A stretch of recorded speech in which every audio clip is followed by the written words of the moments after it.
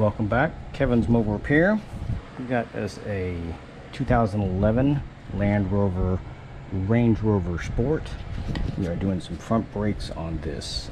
This does have a brake wear sensor, so Land Rover decided to put the other end of the connector in a very precarious location.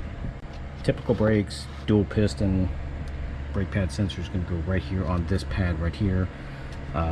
Two 13mm bolts, which if you get a good set will have new bolts with new Loctite on there.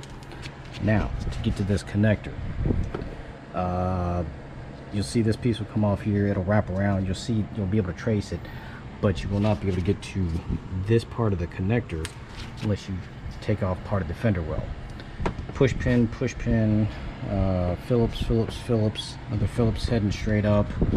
You'll be able to pull, let's get this out of the way, pull this back,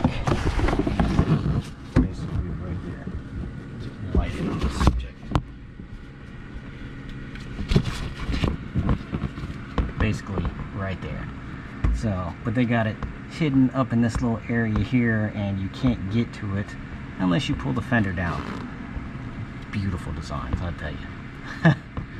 But yeah, so feed the new one through, wind it back in the same direction, and then connect it up.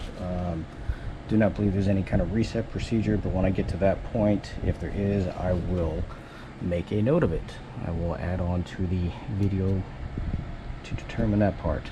But other than that, pretty standard. Guy decided to paint his calipers for whatever reason.